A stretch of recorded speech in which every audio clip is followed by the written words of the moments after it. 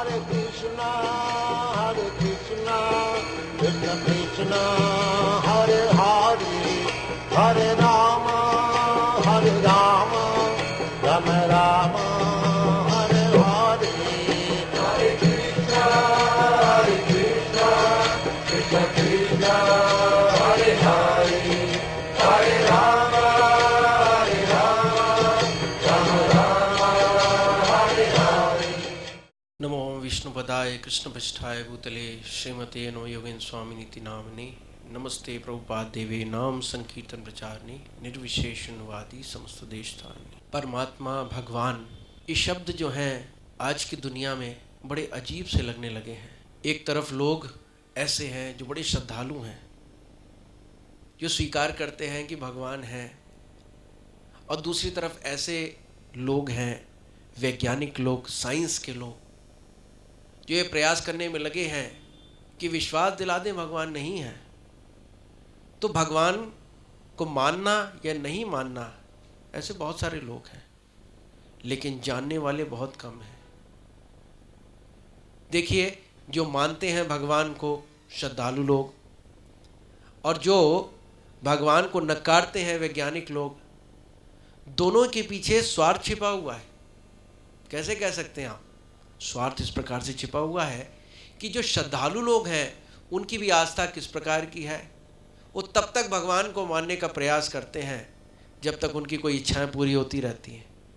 अगर ये इच्छा पूरी नहीं हो रही है तो हम किसी दूसरे भगवान को देख लेते हैं, अगर वहाँ इच्छा पूरी नहीं होती हम तीसरे भगवान को देख लेते हैं। कैसी उनकी श्रद्धा है, भगवान वहीं तक उनके लिए सीमित है जहाँ उनकी इच्छाएं पूरी होती रहे। और वैज्ञानिक लोग कैसे हैं, वो भगवान के विषय में कुछ नहीं बोलेंगे, लेकिन जहाँ उनकी बातों के अंदर कहीं धार्मिकता प्रवेश करेगी, रोड़ा अटकाएगी, वहाँ वो तुरंत भगवान के ऊपर हस्तक्षेप लगाना शुरू कर देंगे। कहते रहेंगे कि भगवान नहीं है, क्यों भगवान को मानते हो, आदि इत्यादि। तो ना श्रद्धालु तथाकथित और ना वैज्ञानिक, उनमें से कोई ये इच्छा नहीं रखता है कि मैं परमात्मा को जानूं, परमात्मा कौन है, क्या है, ये कोई इच्छा नहीं। जहां तक विज्ञान की बात आती है, आप देख सकते हैं विज्ञान ये कहता है सृष्टि से हर चीज की उत्पत्ति हुई है, सृष्टि ही सब चीज का कारण है। और खोज किस चीज में लगी हुई है, वैज्ञानिक इसी चीज में खोज में लगे हुए हैं कि किस प्रकार से सृष्टि चल रही है हमें पता चल जाए। एक बार ये पता चल जाएगा सृष्टि किस प्रकार से चल रही है तो अपने मनमाने ढंग से सब चीज करना चाहेंगे, अपने हाथ में सत्ता लेना चाहेंगे, फिर भगवान की क्या जरूरत। अभी विचार करने वाली बातें हैं कि आखिर ये वैज्ञानिक लोग भगवान के इतने विरुद्ध हैं क्यों, परमात्मा के विरुद्ध क्यों हैं इतने। हम अपने प्राचीन काल में देखते थे ऋषि मुनि जो वैज्ञानिक थे एक तरीके से, लेकिन वो प्रभु में कितनी आस्था रखते थे। सारे ऋषि मुनि अनुसंधानी थे, जंगल में जा करके नाना प्रकार के अस्त्र शस्त्रों का अनुसंधान किया करते थे, लेकिन सारे ही प्रभु प्रेमी थे। विश्वामित्र ने आके राजा दशरथ से ये मांग की थी कि अवध कुमार हमारे साथ आ जाए, क्योंकि हम ऋषि मुनि तपस्या कर रहे हैं, अनुसंधान कर रहे हैं समाज कल्याण के लिए, और राक्षस हमें तंग कर रहे हैं, उनको मारने के लिए आना चाहिए। लेकिन आजकल का वैज्ञानिक नास्तिक क्यों है? इतिहास के पन्नों को पलटना पड़ेगा। अगर हम मिडिवल हिस्ट्री देखें जाकर के यूरोप में, उस समय जो पादरी वर्ग था वो बड़ा शक्तिशाली था, सारा समाज चर्च के अंडर चलता था, और पादरी अपने मनमाने ढंग से धर्म का प्रचार करते थे और साथ में अपनी स्वार्थ की पूर्ति करते थे। राजा भी उनके अधीन हुआ करता था, कोई उनकी बात को नकार नहीं सकता था। जिस प्रकार से वो धर्म को मोड़ना चाहते थे मुड़ता था। समाज में कुरीतियां बढ़ती चली गई। बुद्धिजीवी वर्ग जो लोग थे वो तर्क करना चाहते थे, और जब तर्क करना शुरू किया उन्होंने तो समाज उनकी तरफ भी मुड़ना शुरू हो गया, क्योंकि कुरीतियां प्रारंभ होते ही लोगों में अव्यवस्था, आस्था खत्म होनी शुरू हो जाती है। इन लोगों ने जब देखा कि बुद्धिजीवी वर्ग की ओर ये लोग जा रहे हैं, तो ऐसे दार्शनिकों को ये प्रताड़ने लगे, यहाँ तक कि इन्होंने राजा के कान भर के ऐसे दार्शनिकों को मारना शुरू कर दिया। हम देख सकते हैं प्लेटो, अरिस्टोटल आदि जितने भी उस समय दार्शनिक हुए हैं, जो तर्क करके किसी बात को प्रैक्टिकली बताना चाहते थे, उनको सबको मारा गया। दुखी होकर के ये जितने भी दार्शनिक बुद्धिजीवी थे, इन्होंने तय कर लिया कि समाज को हमने नई राह देनी है, इनके चंगुल से छुड़ाना है। हम ऐसे विज्ञान का आविष्कार करेंगे जिसके अंदर भगवान नहीं होगा, जिसके अंदर एक धर्म की बात नहीं होगी, और हर चीज जो है वो एक्सपेरिमेंट पे आधारित होगी। वहां से चर्चा शुरू हुई साइंस की, वहां से साइंस प्रारंभ हुई, विज्ञान प्रारंभ हुआ, जिसमें नास्तिकता थी, जिसमें प्रभु नहीं थे, जिसमें धर्म का कोई बात उठाई नहीं गई थी। और इसलिए आज हम देख सकते हैं वही विज्ञान जो पूरे समाज में फैला हुआ है। और यहाँ तक कि ऐसे दार्शनिकों ने यह कह दिया कि विज्ञान से हम आपको हर चीज़ प्रदान करेंगे, जितनी समस्याएं आपकी सारी दूर कर देंगे। जब सारी दूर समस्या हो जाएंगी तो भगवान के सामने हाथ फैलाने की ज़रूरत नहीं है आपको। ऐसी परिस्थिति बन गई तो फिर समाज में लोग भगवान को क्यों याद करें। तो देखिए, भगवान है, वैज्ञानिक तौर पे समझने का प्रयास कीजिए।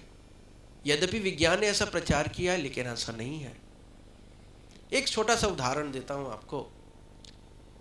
आप एक कोका कोला की फैक्ट्री में जा रहे हैं, वहां जाके देखा आपने कि बड़े सुचारू ढंग से कार्य चल रहा है, सब अच्छे ढंग से व्यवस्थित चल रहा है, और आपके पास से कोई व्यक्ति आके कहता है कि जो आप बड़ी फैक्ट्री देख रहे हो ना कोका कोला की, इतने अच्छे ढंग से चल रही है, ये अपने आप ही चल रही है, इसका कोई चालक नहीं। हम कहेंगे अरे कैसी बातें कर रहे हैं आप, ऐसा हो सकता है? इसके पीछे कोई ना कोई मैनेजर होना चाहिए, कोई ना कोई मैनेजर ज़रूर होगा। जब एक छोटी सी फैक्ट्री को चलाने के लिए एक मैनेजमेंट की ज़रूरत है, एक मैनेजर की ज़रूरत है, तो इतनी बड़ी सृष्टि जिसमें धरती चल रही है, सूर्य समय से निकल रहा है, पानी बरस रहा है, समुद्र अपनी सीमाओं को नहीं लांघता है, वर्षा हो रही है, वृक्ष जो हैं ऑक्सीजन हमें दे रहे हैं, क्या कुछ नहीं इतना व्यवस्थित ढंग से चल रहा है? इसके पीछे कोई सुप्रीम मैनेजर की ज़रूरत नहीं होगी क्या? इन सबको किसने बनाया है? कोई ना कोई सृष्टिकर्ता ज़रूर होगा। अगर सृष्टिकर्ता है तो क्या हमारा फर्ज नहीं बनता उसको जानना? क्योंकि सृष्टिकर्ता को मालूम है कि यह सृष्टि किस लिए रची गई है, इसका क्या उद्देश्य है। और अगर हम ये जाने बगैर अपना जीवन व्यतीत कर रहे हैं और हम उसका संबंध नहीं जानते, उसको जानते नहीं है, तो हमारे जीवन अंधकार में चल रहा है। इसलिए शास्त्र में कहा गया है कि मनुष्य जीवन में आकर के परमात्मा को जानना अत्यंत ज़रूरी है।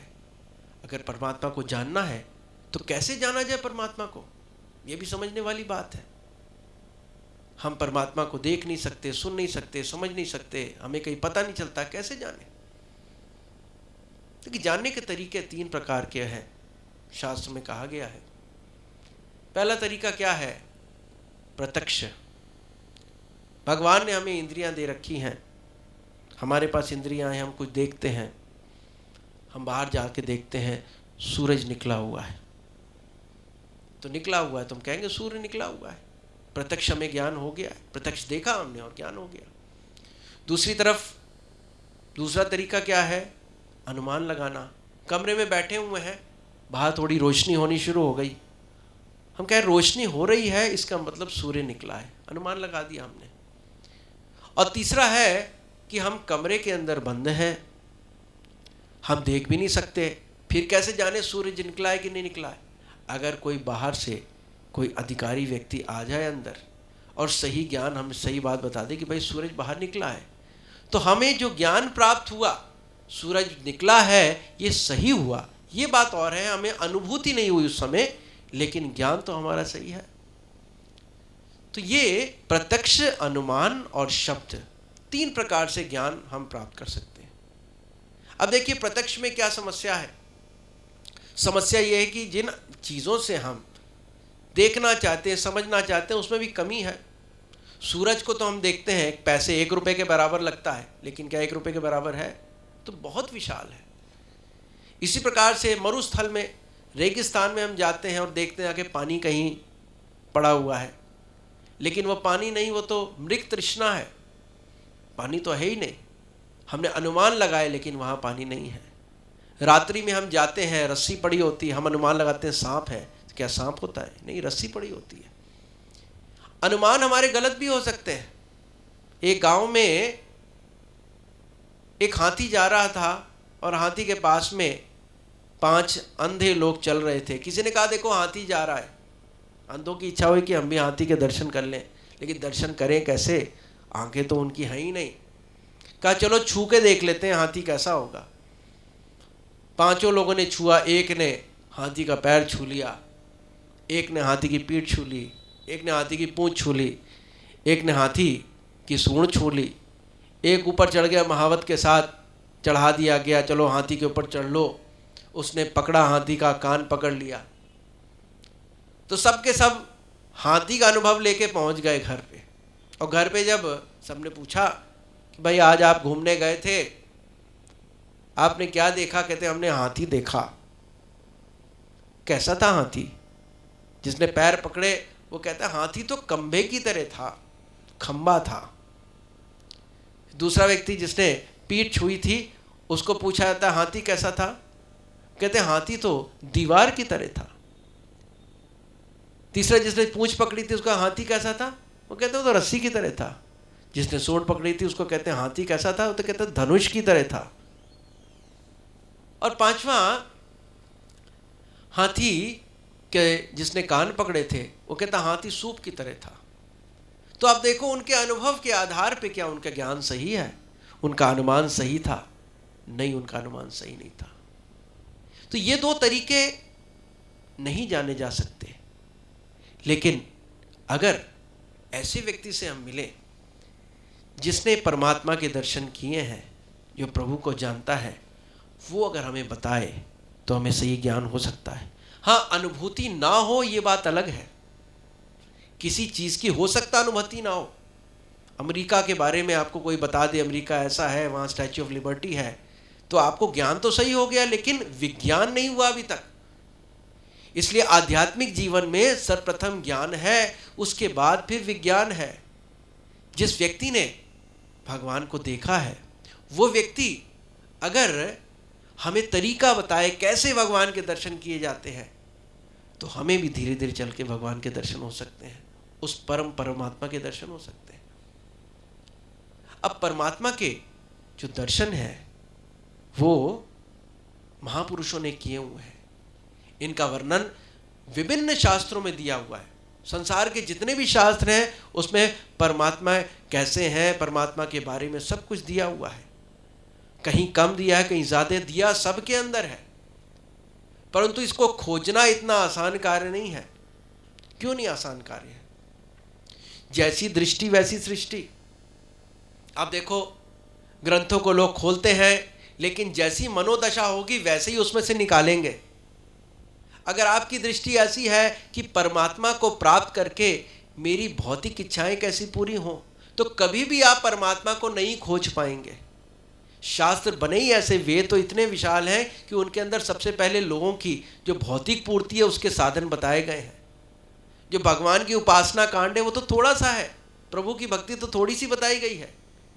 अन्य अधिकारी लोग जा ही नहीं सकते। तो अगर प्रभु के दर्शन करने हैं या प्रभु की वाकई प्रबल इच्छा है प्रभु को जानने के लिए परमात्मा को, तो फिर आवश्यकता किस बात की है? आवश्यकता यह है कि एकमात्र लक्ष्य हमारा होना चाहिए भगवान को जानने का। और जो महापुरुष हुए हैं, जो भगवान को जिन्होंने जाना है परमात्मा को, उन्होंने सारे ग्रंथों का अध्ययन करके ये निष्कर्ष निकाला है कि जो वेद हमारे हैं प्राचीन, ये सर्वश्रेष्ठ हैं। ये विस्तृत ज्ञान है इसके अंदर, और साथ में जो ज्ञान है वो सर्वव्यापी है, पूरे विश्व के लिए है। और बाकी आप देख लो जितने भी धर्म आए हैं उनकी सबकी कोई ना कोई डेट है। ईसाई धर्म आया 2000 साल पहले, मुसलमानों का जो इस्लाम आया 1400 साल पहले, सिखों का 600 साल पहले। सभी पूजनीय है, सभी वंदनीय है, किसी में कोई कमी नहीं है। भेद दृष्टि लोगों में हो जाती है, तथ्य सब जगह दिए गए हैं, समय काल परिस्थिति के अनुसार ज्ञान प्रकट होता है। लेकिन वेदों का सनातन धर्म की कोई हिस्ट्री नहीं है, अनादि पुरातन है। तो वेद माता का रूप दिया गया है और परमेश्वर पिता। इसी प्रकार से वेदों के माध्यम से, वेद रूपी माता के माध्यम से हम जान सकते हैं कि परमेश्वर कैसे हैं, परमेश्वर कौन है, परमेश्वर कहाँ मिलेंगे। ये वेदों के माध्यम से पता चल सकता है। इस वेद का एक महत्वपूर्ण अंग गीता है, गीतोपनिषद कहा जाता है।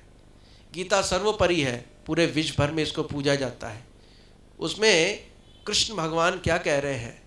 कृष्ण भगवान ये समझाने का प्रयास कर रहे हैं कि अगर परमात्मा को जानना है तो फिर तुम्हें ऐसे व्यक्ति के पास जाना पड़ेगा जो उसको जानता है, और वो भी एक तरीका है, तद विद्धि प्रणिपातेन परिप्रश्नेन सेवया।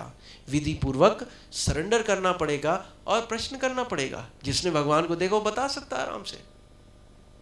तो ये तरीका है भगवान को जानने का, परमात्मा का की अनुभूति करने का।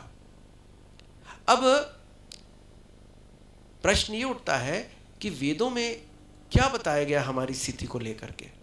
वेद कहते हैं जितने भी जीव हैं संसार में वो सारे के सारे दो चीजों से निर्मित हैं, एक जड़ प्रकृति और दूसरी चेतन प्रकृति। जड़ क्या है? ये शरीर। और चेतन क्या है? आत्मा।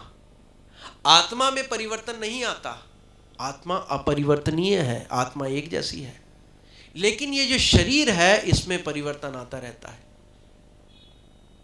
तो हमारे दादा गुरु शिला प्रभुपाद जी जब अमेरिका में गए तो उन्होंने जा कर के एक बहुत बड़े institute, Massachusetts institute of technology MIT, जो इंजीनियरिंग इंस्टीट्यूट बहुत बड़ा है, वहाँ जाके यही प्रश्न किया लोगों के बीच में कि ज़रा बताओ, आप सब लोग इतने बुद्धिजीवी और ज्ञानी हो, क्या आप ये बता सकते हैं कि शरीर, एक मृत शरीर में और एक जीवित शरीर में क्या अंतर है? कोई कुछ नहीं बता पाया। क्या बताता? क्योंकि वहाँ उस समय ये फिलॉसफी चल रही थी कि हर चीज़ केमिकल से बनी हुई है, परंतु इसके अंदर चेंज क्या है? आत्मा का। मृत शरीर के अंदर से आत्मा निकल जाती है, शरीर जो लिविंग शरीर है उसके अंदर आत्मा रहती है। ये अंतर है। तो आत्मा का कोई डिपार्टमेंट है आपकी इतनी बड़ी यूनिवर्सिटी में? कहते नहीं। असल में वेदों ने यही बताया गया है कि जीवन में, जीवन काल में परमात्मा का ज्ञान, आत्मा का ज्ञान होना अत्यंत जरूरी है, इसलिए मनुष्य जीवन मिला है। तो मैं ये बता रहा था कि ये शरीर और आत्मा का मिश्रण है जीव, और शरीर में परिवर्तन है, आत्मा में परिवर्तन नहीं है। लेकिन आत्मा के साथ एक और चीज जुड़ी हुई है, वो है चेतना। चेतना कैसी है? चेतना के द्वारा ही हम हर चीज अनुभव करते हैं। अभी देखिए हमारी चेतना भी 4 स्तरीय चेतना है। जब हम जगे हुए होते हैं तो ये संसार देख रहे होते हैं, जब सो जाते हैं तो स्वप्न की दुनिया में चले जाते हैं, और फिर जब बहुत थके होते हैं तो क्या होता है कि सोते भी नहीं हैं, सो भी जाते हैं, और ऐसे सो जाते हैं कि कहते हैं कि भाई बहुत थक गए थे, हमें तो सुध ही नहीं थी, कहाँ सो रहे थे, डीप स्लीप। और एक चौथी स्थिति होती है जहाँ आत्मा शरीर के माध्यम से नहीं, अपने ही स्तर पे अनुभव करती सब चीज़ें। असल में आत्मा की ये जो चेतना है ये 4 स्तरीय है। और पहले जो बद्ध अवस्था में जब ये ज्ञान नहीं होता है कि हम आत्मा है, तब ये 3 स्तर पे ही रहती है। कभी बिल्कुल सो जाएगी और कभी जगेगी, कभी स्वप्न देखेगी, इसी में चलता रहता है। तो आत्मा की स्थिति जो है एक स्तर पे है, लेकिन चेतना उसकी बदलती रहती है। अब यही चेतना जब जड़ीय पदार्थियां या संसार के पदार्थों की तरफ जोड़ी जाती है तो इसके अंदर भी जड़ीयता आती रहती है। ये केवल जड़ चीज़ों को ही देख सकती है। इस भौतिक संसार में जो हम सब लोग लगे हुए हैं कार्य में, तो हम इस संसार के बहुत सारे कार्य में लगे हैं और हमें केवल पदार्थ ही दिखाई देता है। हमें इस बात का एहसास ही नहीं है कि हम आत्मा हैं। हमें लगता है कि हम ये शरीर हैं। इस सब के साथ ऐसी स्थिति बनी हुई है। लेकिन शरीर और आत्मा में भेद कब हो सकता है? जब कोई व्यक्ति क्या करे, अपनी चेतना को इस जड़ीय चेतना से ऊपर उठाए। जिस प्रकार से जड़ वस्तुओं के संपर्क में आके हमारी चेतना जड़ हो गई है, इस प्रकार से चेतन वस्तु के संपर्क में आएगी ये चेतना, तो ये परम चेतना को प्राप्त हो जाएगी। आध्यात्मिक जीवन के अंतर्गत यही तरीका अपनाया जाता है कि अपनी चेतना को जड़ीय वस्तुओं में ना लगा करके चेतन वस्तु में लगाया जाए। चेतन वस्तु क्या है? आत्मा, भगवान, आत्मचिंतन कहते हैं, सेल्फ रियलाइजेशन कहते हैं लोग। आत्मा का चिंतन करो, ये बार बार सोचो तुम शरीर नहीं हो। ये क्या है? अपनी चेतना को उठाने के तरीके हैं। तो जब किसी प्रोसेस के माध्यम से इस चेतना को शुद्ध किया जाता है, तो ये चेतना जो है जब उठेगी तब आत्मा और शरीर में अंतर नजर आएगा। तब जाके हम काबिल होंगे परमात्मा के दर्शन करने के लिए। तब वो सीढ़ी बनती है कि हाँ, अब हम परमात्मा के दर्शन करने की सोचे। परमात्मा है लेकिन चेतना हमारी गिरी हुई है, इसलिए कुछ अनुभव नहीं हो रहा है। एक छोटा सा उदाहरण बताता हूँ आपको। आप देख सकते हो कि संसार में लोग नशा करते हैं। कई बार आप किसी व्यक्ति को देखो कि नशा करके कहाँ पड़ा हुआ है? नाली में पड़ा हुआ है। और वो व्यक्ति जो है वो कहे कि मैं जो हूँ वो जन्नत पे हूँ, और आप कहोगे ये तो आप तो कहाँ गंदगी में हो। लेकिन जैसे ही उसका नशा खत्म होगा वो तुरंत समझ जाएगा कि मैं गंदगी में था। उसकी चेतना वापस आ जाएगी। इसी प्रकार से हमारी चेतना जब ऐसी शुद्ध हो जाएगी तो हम जब भेद कर सकेंगे कि आत्मा क्या है और शरीर क्या है, तब हम तैयार हो जाएंगे प्रभु को जानने के लिए। तब तक कैसी स्थिति बनेगी? और हमें चाहिए कि इस चेतना का विकास करें अगर हमें परमात्मा के दर्शन करने हैं, तो अन्यथा ये संभव नहीं है। तो ये जो चौथी स्थिति मैंने आपको बताई थी, ये चौथी स्थिति तभी प्राप्त होती है जब चेतना को हम शुद्ध कर लेते हैं। इसको कहते हैं तूर्य स्थिति। तूर्य स्थिति में आने के पश्चात हमारा सोना, खाना, उठना, बैठना ये एक जैसा हो जाता है। जीव की जो अनुभूति है वो एक जैसी हो जाती है। अभी देखिए, जब हम जगे हुए हैं तो ये संसार सारा हमें बिल्कुल दृश्य नज़र आता है, यही ठीक लगता है, ये संसार बिल्कुल ठीक है। और दूसरी तरफ जब हम सो जाते हैं तब इसको भूल जाते हैं और हमारा दूसरा संसार प्रारंभ हो जाता है। हम हवा में उड़ रहे हैं, हम अमेरिका जा रहे हैं, हम बोटिंग कर रहे हैं, कुछ कर रहे हैं। तब ये चला जाता है और वो चालू हो जाता है। जब दोबारा हम जगते हैं तो वो खत्म हो जाता है, ये चालू हो जाता है। ना ये सही है ना वो सही है। फिर सही क्या है? जो सही चीज है वो तभी अनुभूति में आती है जब हम आत्मा के स्तर पे आते हैं। अब ऐसे व्यक्ति को पहचानना ही बड़ा मुश्किल है। क्यों? क्योंकि जिसको परमात्मा के दर्शन हो गए हैं उसकी अनुभूति तो आंतरिक है। बाहर से तो पता ही नहीं चलेगा किसी को परमात्मा के दर्शन हुए कि नहीं दर्शन हुए। ये तो आंतरिक अनुभूति है। जिस प्रकार से एक उदाहरण देते हैं, जिस प्रकार से कोई भोजन करता है, भूखा व्यक्ति भोजन करता है, भोजन करके तृप्त हो जाता है और वो कहे कि मैं तो तृप्त हो गया हूँ। क्या आप उसकी तृप्ति समझ सकते हो? क्या अनुभव कर सकते हो? नहीं। एक ही तरीके से अगर आप भी भोजन कर लो तो आप उसकी तृप्ति महसूस कर सकते हो। अन्यथा कठिन है। लेकिन फिर भी जिसने भोजन किया है उसके कुछ ना कुछ शारीरिक लक्षण होते हैं। उसका मन प्रसन्नचित्त हो जाता है, वो रिलैक्स हो जाता है। और सबसे बड़ी चीज़ क्या है कि अगर उसको भोजन और कहा जाए तो कहते हैं नहीं भाई अब भोजन नहीं करना, हमने पेट भरा हुआ है। इसी प्रकार से जो व्यक्ति परमात्मा के दर्शन कर चुका है उसके भी शारीरिक लक्षण हैं, उसके व्यवहार के लक्षण हैं, उसके आदान प्रदान के लक्षण हैं। ये सारे शास्त्रों में बताए गए हैं। और ये जो भी हैं ये अगर किसी को पता है तो वो थोड़ा अनुमान लगा सकता है। और सबसे बड़ी बात क्या है? सबसे बड़ी बात यह है कि ऐसा व्यक्ति किसी भौतिक भोग कामना की इच्छा तो रखता ही नहीं है, उसकी इच्छा ही नहीं होती है। श्री चैतन्य महाप्रभु जो भगवान स्वयं आए थे कलयुग में, जिन्होंने भक्ति का प्रचार किया, जिससे संप्रदाय जुड़ी हुई है, उन्होंने ऐसे शुद्ध भक्त का लक्षण बताया है। ना धनम ना जनम न सुंदरिम कविताम व जगदीश कामे मम जन्मनी जन्मनीश्वरे भवताद भक्ति रहतु की त्वयि। हे कृष्ण, ना तो मेरे को जन चाहिए, सब लोगों के पीछे पहुंचे हैं, ना मेरे को पैसा चाहिए, धन चाहिए, ना मेरे को सुंदर स्त्री चाहिए, ना मेरे को बहुत विद्वता आनी चाहिए, मेरे तो को केवल आपकी सेवा ही चाहिए। शुद्ध भक्ति की ऐसी स्थिति होती है, शुद्ध भक्त अपने आप को परमात्मा का दास समझता है, वो कभी ये नहीं क्लेम करता है कि मैं ही भगवान हूं, ऐसी उसकी कभी स्थिति नहीं बनती है। तो ऐसे भावना भावित व्यक्ति के बारे में हम थोड़ा अनुमान लगा सकते हैं कि हाँ, इसने परमात्मा के दर्शन किए हैं, और जिसने परमात्मा के दर्शन किए वो सदा परमात्मा का ही गुणगान करेगा।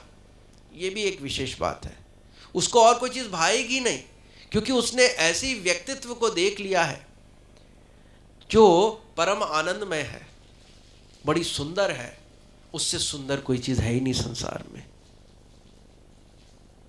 तो ऐसा व्यक्ति, साधुजन जो भी बोलते हैं, आप देख सकते हो कि ऐसे व्यक्ति की जो बोलनी है वो अन्य साधुजनों से जुड़ी होती है। जिन जिन ने भगवान के दर्शन किए हैं उन सब की एक ही वाणी है, और ये सारी वाणी जो है शास्त्र के मुताबिक है, शास्त्र से कोई भी चीज़ विरुद्ध नहीं है। और शास्त्र कहते हैं कि भगवान के दर्शन करने के लिए भक्तों का ही संग होना चाहिए। बड़े बड़े आचार्य हुए हैं, यथा माधवाचार्य, रामानुजाचार्य, जिन्होंने साक्षात भगवान के दर्शन किए हैं, जिनसे साक्षात भगवान बातें करते थे। रामानुजाचार्य को आदेश आया, एक वरदराजन भगवान है साउथ में, कि मेरे दर्शन करने आओ। और रामानुजाचार्य जो हैं पैदल ही अपने स्थान से चल दिए, और जब वरदराजन भगवान के दरबार में पहुँचे मंदिर में, तो भगवान स्वयं जो हैं अपने सिंहासन के उठ के बाहर आके उनको मिलने के लिए आए। भगवान से कहा, रामानुजाचार्य ने, प्रभु आप यहाँ क्यों आए? भगवान ने कहा कि तुम मेरे दर्शन करने के लिए इतनी दूर पैदल से आ सकते हो, तो मैं अपने सिंहासन से यहाँ तक नहीं आ सकता तुम्हारे लिए। ऐसे है परमात्मा, जो हर जीव से प्रेम करना चाहते हैं, लेकिन जीव का ध्यान भगवान की ओर तो है ही नहीं। उधर माधवाचार्य की कथा आती है। माधवाचार्य के पास एक मालवाहक जहाज आ गया, और वो मालवाहक जहाज वहीं टक गया। तो माधवाचार्य ने उसकी रक्षा की। तब मालवाहक जहाज का जो मालिक था वो आया और उसने कहा कि हे साधुजन, आपने बड़ी कृपा की, आपको मैं क्या दे सकता हूँ? माधवाचार्य ने कहा, भाई हम तो साधु सन्यासी हैं, हमें कुछ नहीं चाहिए। कहाँ से आ रहे हो? कहते मैं द्वारका से आ रहा हूँ। द्वारका से साउथ में। कहते द्वारका से आ रहे हो? द्वारका की मिट्टी है, द्वारका की मिट्टी जो है उसको गोपी चंदन कहा जाता है, जो तिलक पे मस्तक पे धारण की जाती है। तो माधवाचार्य ने कहा गोपी चंदन है? कहता हाँ गोपी चंदन है। अब गोपी चंदन है तो एक बहुत बड़ा डेला उनके आश्रम में रखा दिया गया। माधवाचार्य जो हैं ने कहा ठीक है, उससे कुछ ले करके इस्तेमाल करने लगे भक्त लोग, जन लोग।